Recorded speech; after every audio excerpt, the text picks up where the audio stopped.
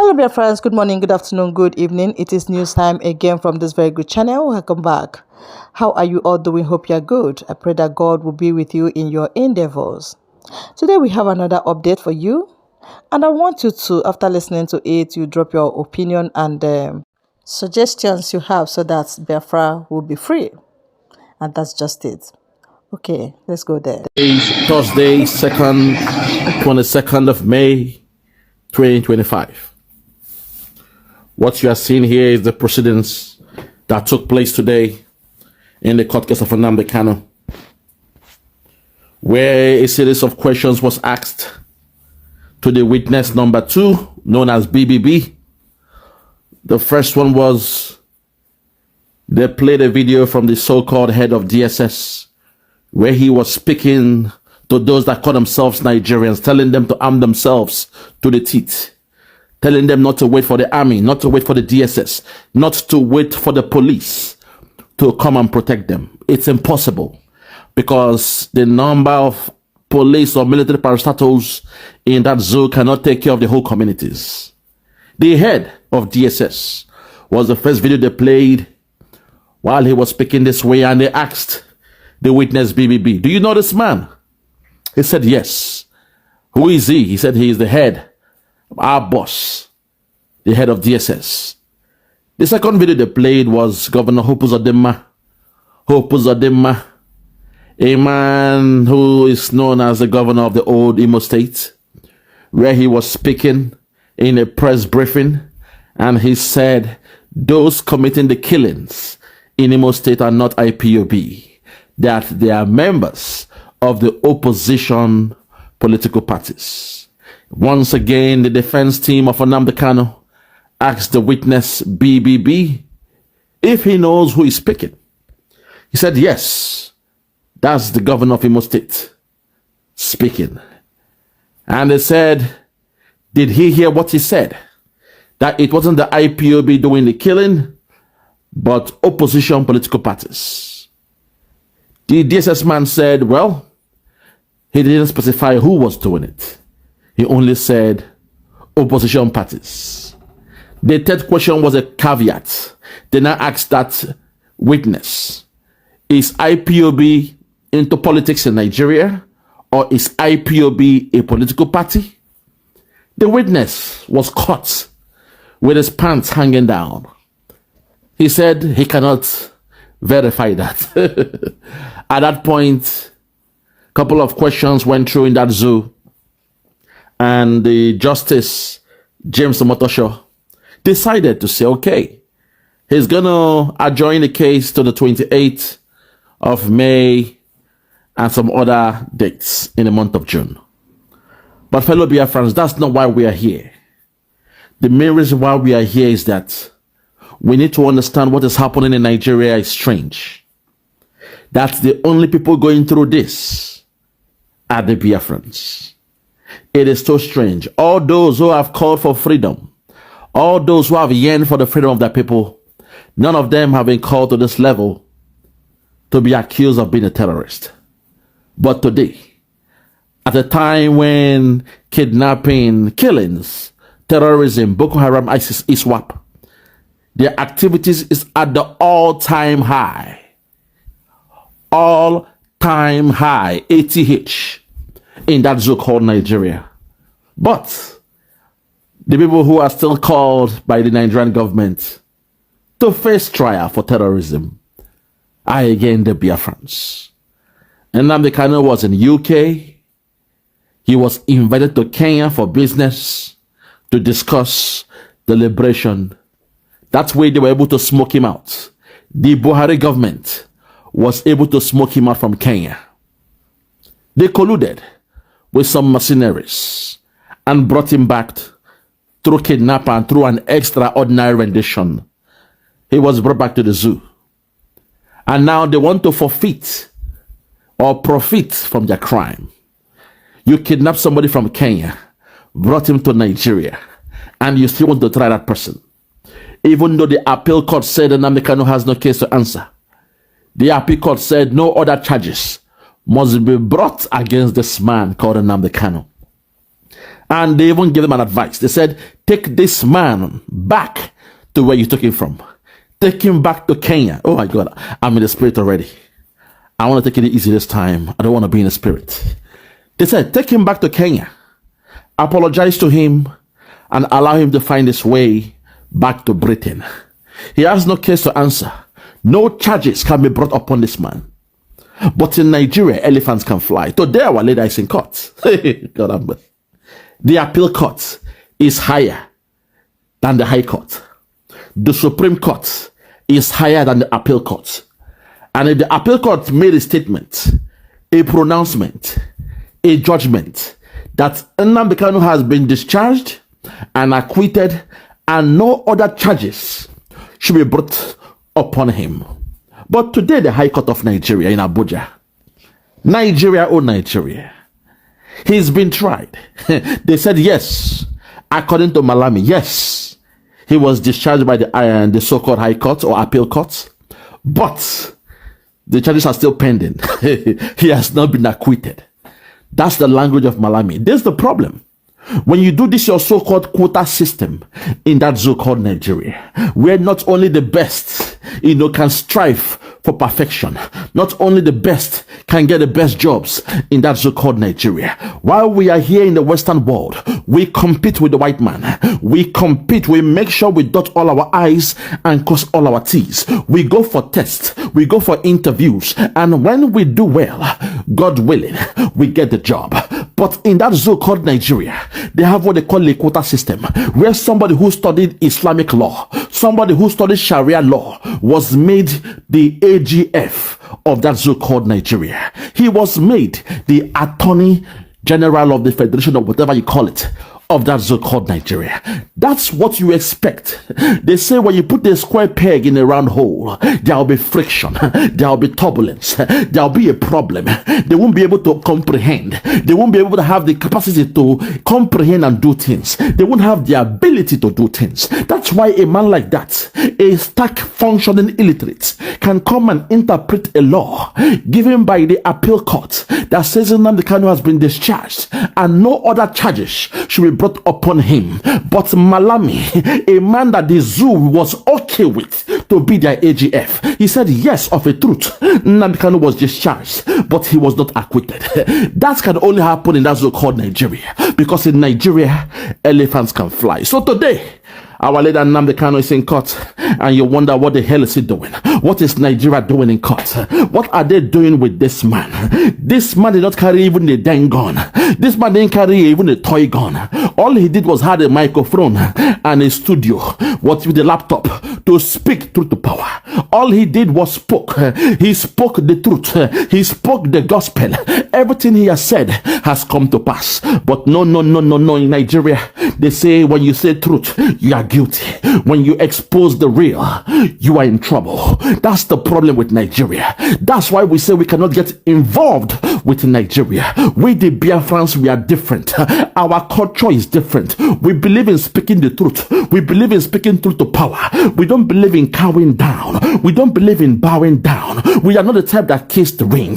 That's why the caliphate, they will come to the land of Biafra and choose the worst amongst us to be the so-called governors of those states. You saw the case of Hope, a man who took number 4 in an election, but when he went to the north to kiss the finger, to kiss the ring of the caliphate, today he is the governor, a so-called 2-term governor in the old Imo state. Fellow Biafrans, this is the problem.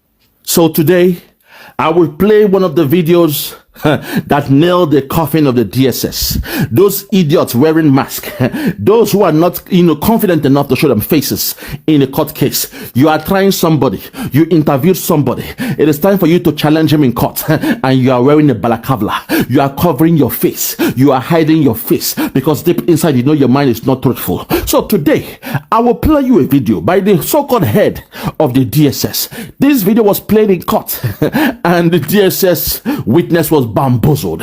He was dumbfounded. He couldn't say anything.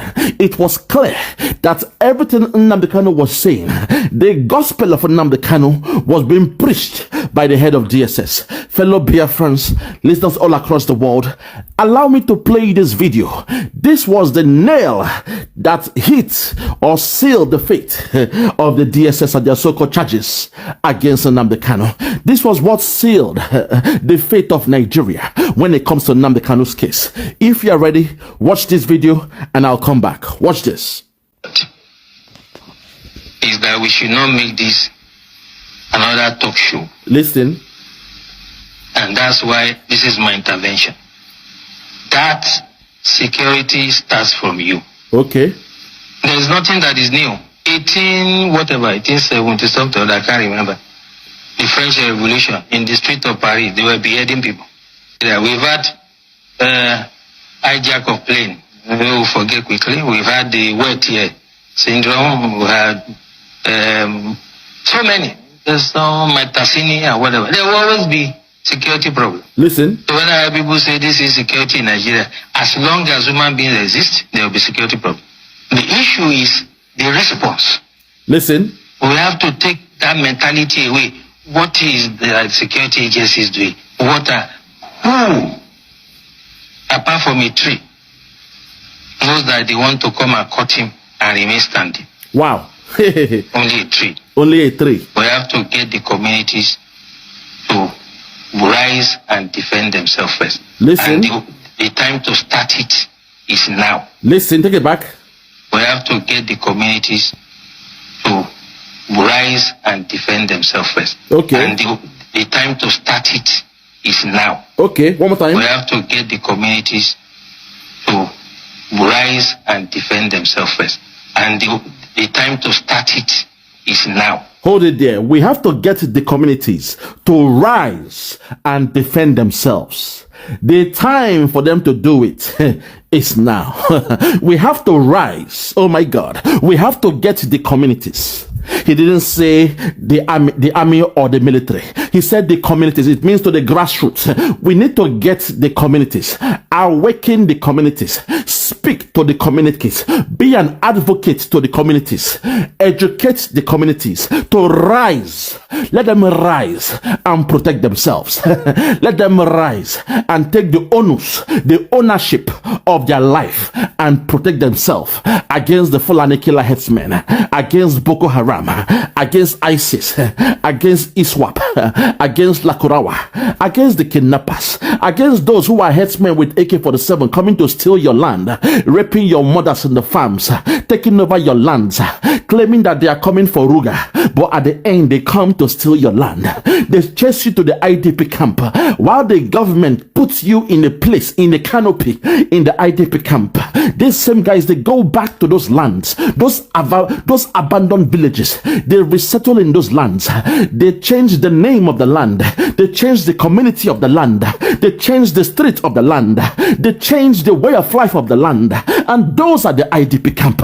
They cannot come back. But suddenly, strangers are amongst you.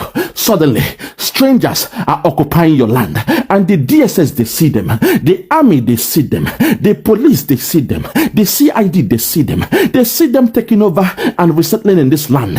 But they do nothing about it. They become taxpayers. They become tax collectors in those communities. And the DSS, the military, the police of Nigeria, they do nothing about it. Because they are down with the script of the caliphate. That is the blueprint of the caliphate, to come and Islamize Nigeria, because of the promise that was given to them by the man they call Usman Danfodio. Some call him Otman Danfodio. Back in the days, he was said that the only land promised to them by Allah is Nigeria. And to conquer Nigeria, to Islamize Nigeria, they must make sure the Quran is dipped into the Red Sea. As far as the Quran can go, that is the land given to them by God.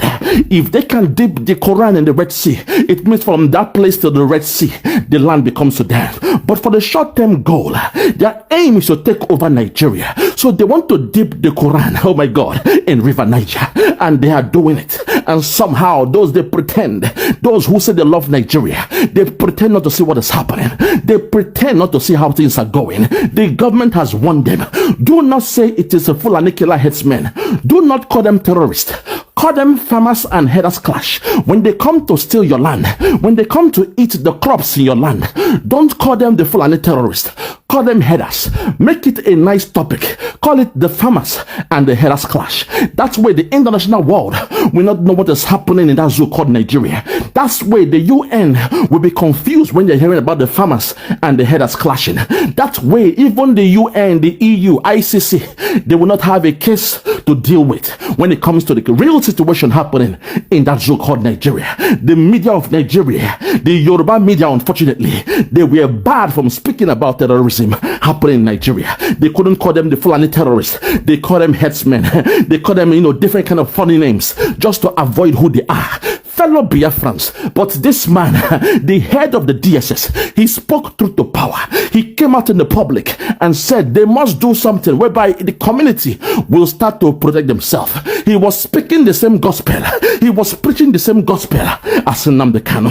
Nnamdi Kanu told the Biafrans, we must rise up to protect our land because they are coming. The Fulani herdsmen, they are coming. Boko Haram, they are coming. ISIS, they are coming. They are coming to steal your land. They are coming to rape your women. They are coming, they are coming, they are coming. And they have come. Today they have come. So let us take it one more time. This was the video that made even the Justice James Omotocho, the justice, the judge of the case, he was baffled. He was confused. He was perplexed. He said, wow. You also called prosecutors. You must have your act right because Nnamdi Kanu has done nothing wrong. Listen to the video again and it will blow your mind. Listen. There's no Metasini or whatever. There will always be security problem. Listen. So when I hear people say this is security in Nigeria, as long as human beings exist, there will be security problem. Okay. The issue is the response. We have to take that mentality away.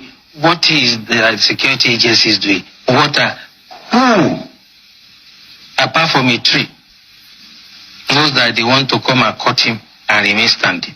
Who, apart from a tree, will know that they are coming to cut it and it will remain standing. So when the Nigerian government in 2017, headed by Buhari, that stinking dirty idiot, when he sent the military, Boko Haram men, now we know they are Boko Haram men dressed in Nigerian military uniform, when he sent them to the home of Nnamdi Kanu to kill him, in the process, 28 men were killed. 28 men kicked the bucket. 28 men lost their life. And the only reason why Nnamdi Kanu his life was saved in that process was because those 28 men, they chose to become a human shield around Nnamdi Kanu. They said, Ohamadike, we love you so much. We know they have come to kill you. We shall not allow them to take your life. Instead, we shall become a human shield. We shall protect you as you scale through the fence. Let the bullet comes. We shall take the bullet, but at the end, your life will be spared. So when the Nigerian military came to the home of Nnamdi Kanu, they opened fire. They were shooting from left to right. There was non-stop of gunshots. The bullets were spilling out. And as those men were protecting Nnamdi Kanu, he was running towards the fence. People were falling down. 28 died.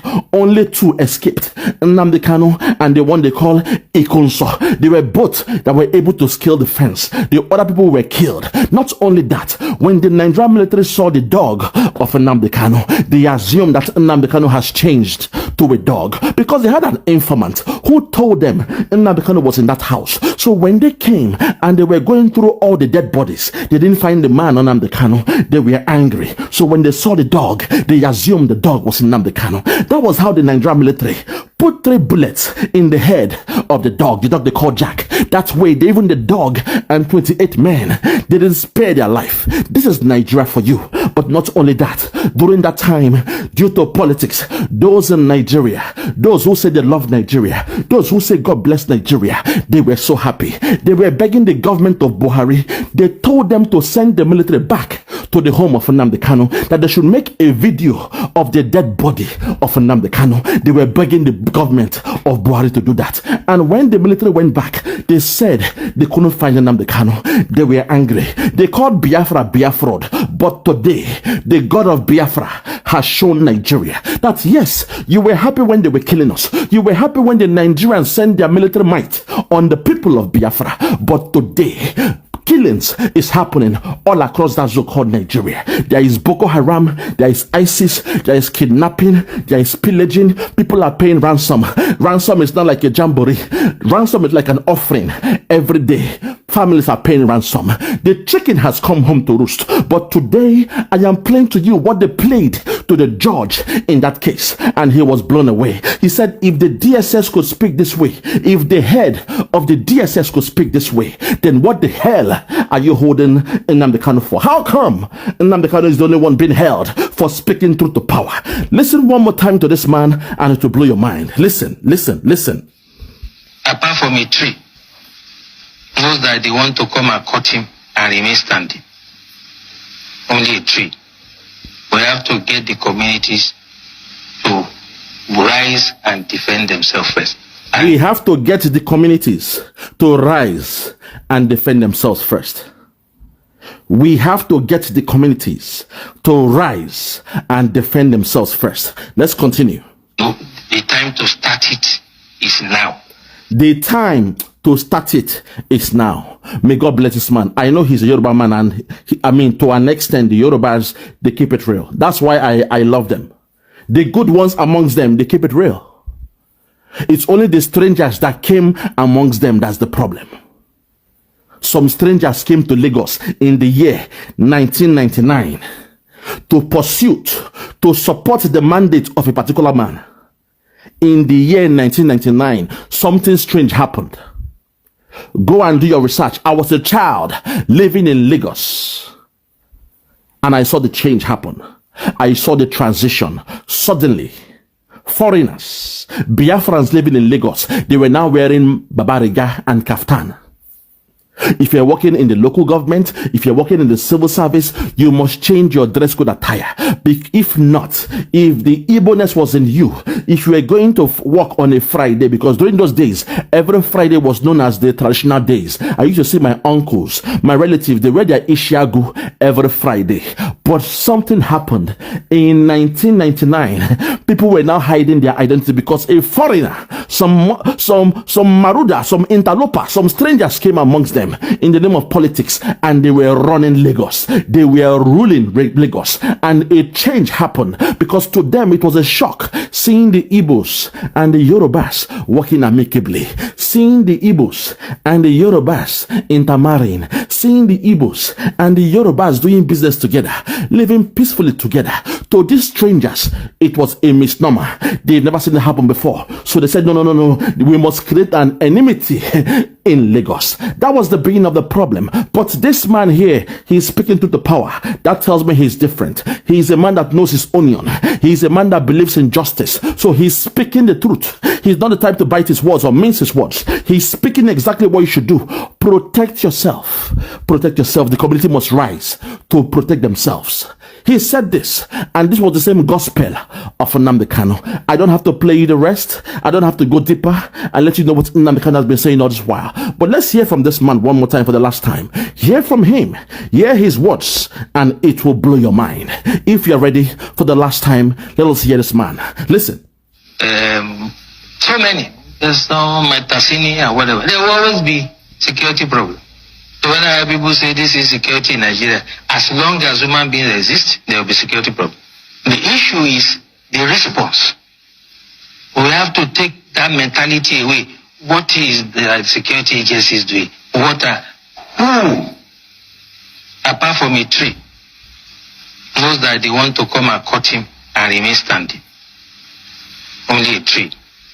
We have to get the communities to rise and defend themselves first. And the time to start it is now. Okay. When you move out from here, I do that every day. I come from a village in Ijebu land, Listen. Ogun State, and I talk to my people.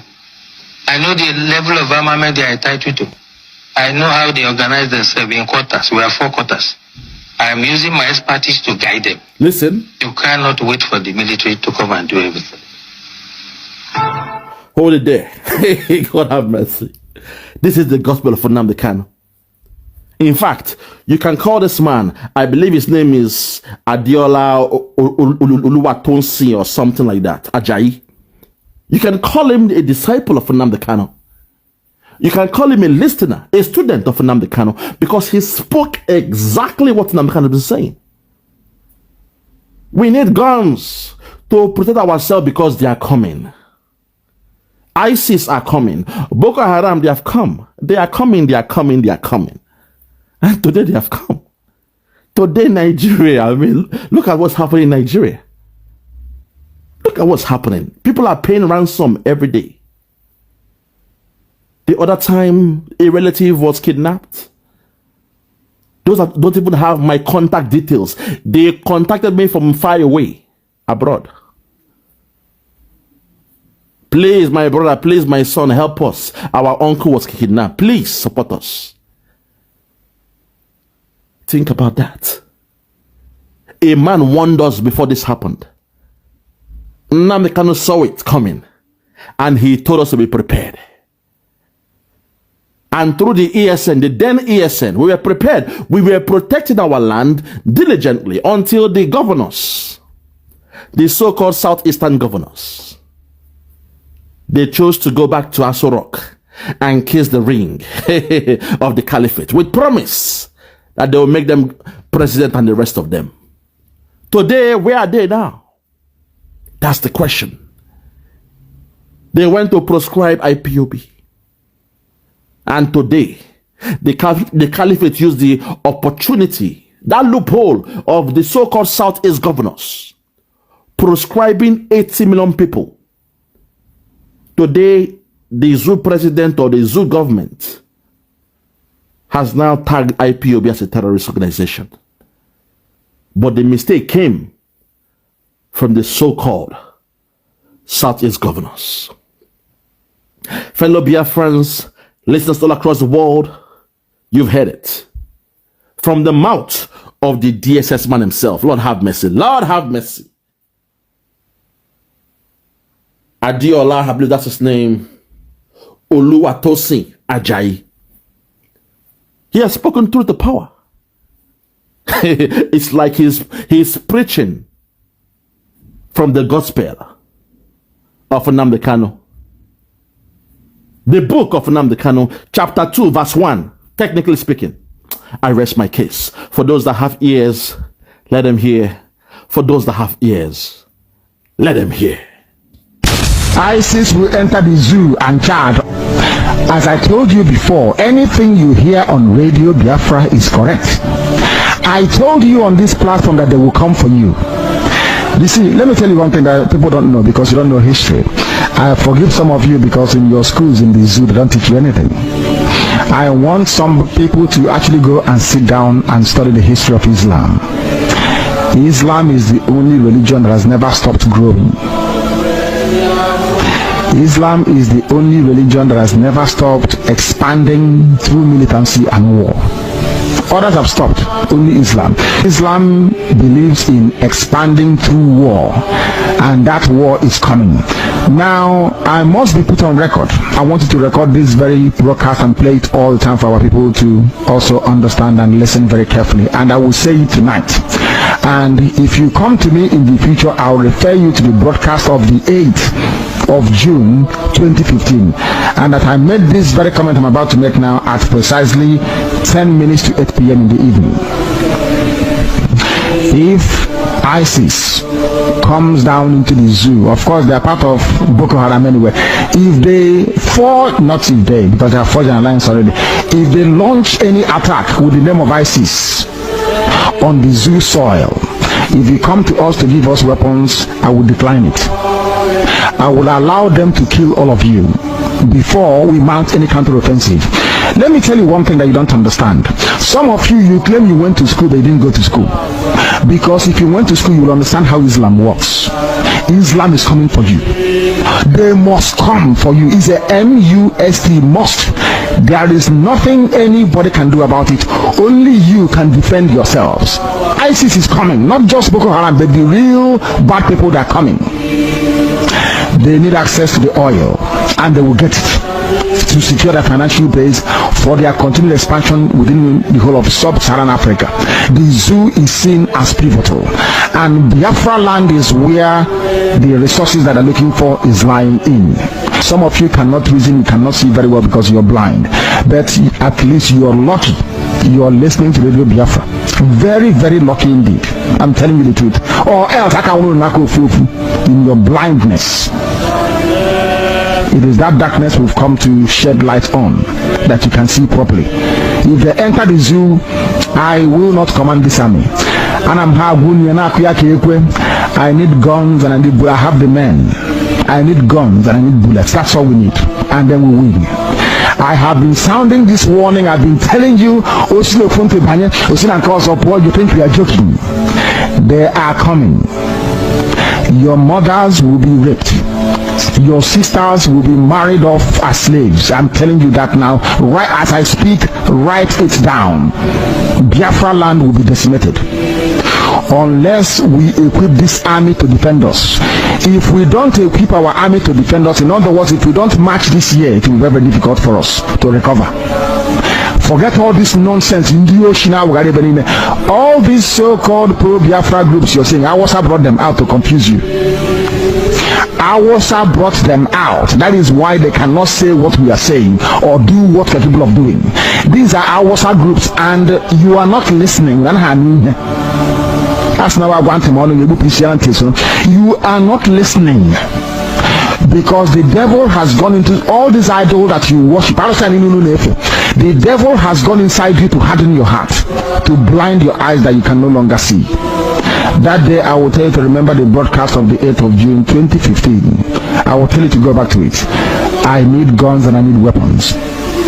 If I don't have guns and bullets, the army of Biafra cannot defend your towns and villages. The sooner you get that into your thick skull, the better for everybody. You are black people, you don't reason, I know that for sure. But the sooner you take this very message seriously, the better for everybody. Or else you're finished. ISIS is coming. They will enter the zoo and Chad very, very shortly. Not as Boko Haram, they are coming in as their franchise and as their name dictates. ISIS is coming. If you like, you make haste while the sun is shining, or if you like, you can continue to be dumb and stupid. That's entirely up to you. I won't be there, but you'll be dead anyway. And Radio Biafra will not report it, and nobody will. If you like, you give us guns. If you like, you don't. Yeah, check me out. Superstars Media. Lord Logan, Bloomington, Lord Logan, and it's wild Florida show. 1914 amalgamation is what we dying for. 3 nations to 1 nation. Ever since annihilation, nepotism is nonsense. You and you, clap your hands. Biafra gonna come, clap your hands. Biafra, Oduduwa, we're free now. Freedom is gonna come, we're free now. Yeah. Hold it there. Hold on there. Hold it there, my people. Do you all even catch the lyrics in that jingle? In the outro, do you just catch what I said in that jingle? About Lord Lugard. The one they call Lord Lugard and his wife, Flora Shaw. Did you catch what I said? Do you catch the lyrics of what I said in that jingle? Let me break it down, because sometimes you guys, you are difficult in learning or hearing. You pretend you don't hear what I was saying there. I said, and I quote, blame it on Lord Lugard and his wife, Flora Shaw. 1914 amalgamation is what we are dying for. 3 nations to 1 nation. Ever since annihilation, nepotism, it's nonsense. You and you, clap your hands. Biafra is going to come. Clap your hands. Biafra, Oduduwa, we are free now. Our freedom is going to come. We are free now. End of quotes. Today, we the Biafrans, we are free. My brother, the Oduduwa, are you guys ready? Are you guys ready? Because I've always put you guys. I've had high hopes for you guys. You guys claim you are the most educated in that zoo called Nigeria. You are the most vast, the most learned. So I had belief in you that you know what is right and what is wrong. So in my lyrics, I said, blame it on Lord Lugard and his wife, Flora Shaw. 1914 amalgamation is what we are dying of. 3 nations to 1 nation. He made 3 nations to 1 nation. Ever since annihilation, nepotism, racism, tribalism, this is nonsense. You and you, clap your hands. Biafra is going to come. Clap your hands. Biafra, Oduduwa, we are free now. Freedom is going to come. We are free now. Lord have mercy. I made those lyrics when I saw my brother Chief Sunday Igboho rose up for his people. I was inspired by God to add the Yorubas to that freedom, the redemption of a people. I wasn't being selfish. I didn't just speak of my people, the Biafrans alone, because I have this love, affinity for the Yorubas.